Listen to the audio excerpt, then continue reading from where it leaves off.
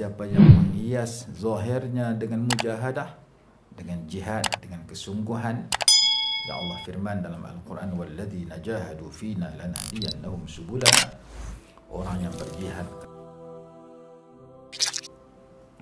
Jadi ada ilmu dapat melalui usaha pengajian, ada ilmu dapat melalui amal ibadat yang dipelihara, hubungan dengan Allah Subhanahu Wa Taala dan akhlak mulia yang kita jaga.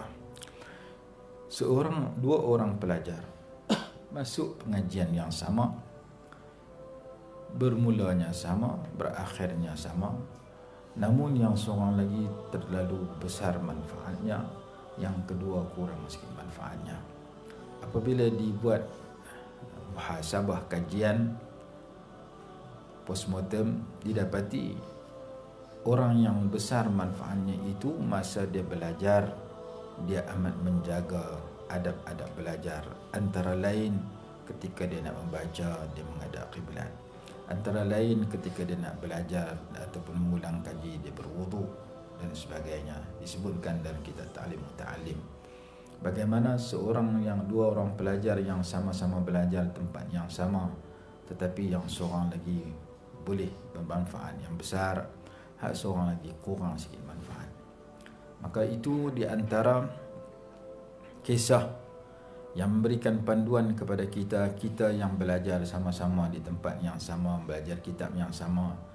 Masa depan kita ketika kita tamat pelajaran, kemungkinan tidak sama dalam mengamalkan, tidak sama di dalam terjun dalam masyarakat, tidak sama di sudut kesannya, kerana ia berpunca daripada kehidupan kita sebagai seorang pelajar.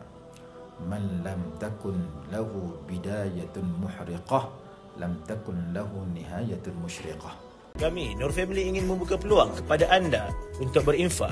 Sesungguhnya, pahala infak itu akan senantiasa mengalir sehingga hari kiamat. Dan dermakanlah hartamu di jalan Allah, dan janganlah kamu sengaja mencampakkan dirimu ke dalam kebinasaan dengan tangan sendiri, dan berbuat baiklah, sesungguhnya Allah menyukai orang yang berbuat baik.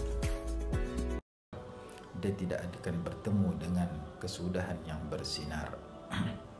Man lam takun lahu bidayatun muhriqatun, lam takun lahu nihayatun musyriqah. Dan disebutkan lagi, man zayyana zahirahu bil mujahadah, zayyana Allahu batinahu bil musyahadah.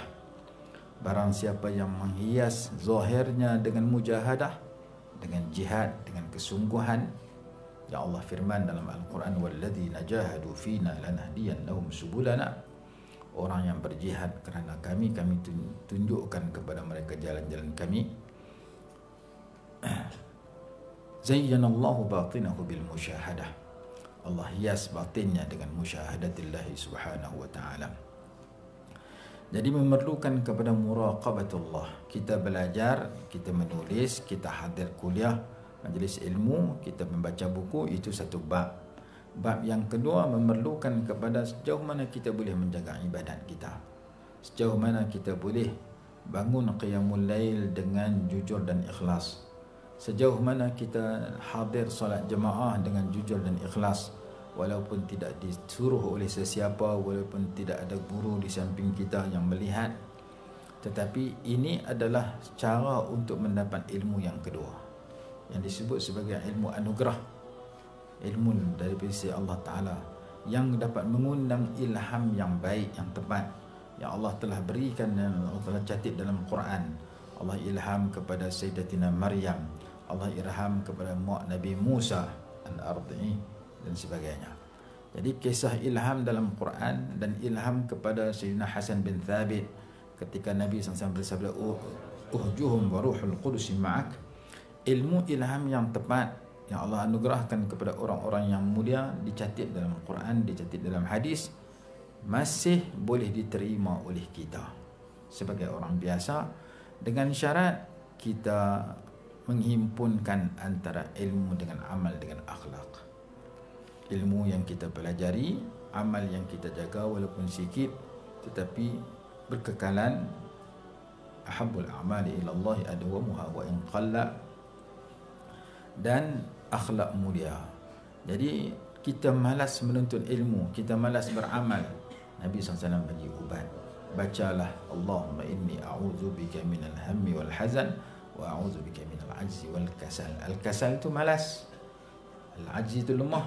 Kita berlindung daripada malas beramal, malas menuntut ilmu, malas menulis ilmu, malas mengulang ilmu, malas solat jemaah, malas solat qabliyah ba'diyah, malas solat tahajud, malas zikir, malas istighfar, malas salawat. Kemalasan yang kita hadapi, minta Allah buang, ganti dengan kerajinan.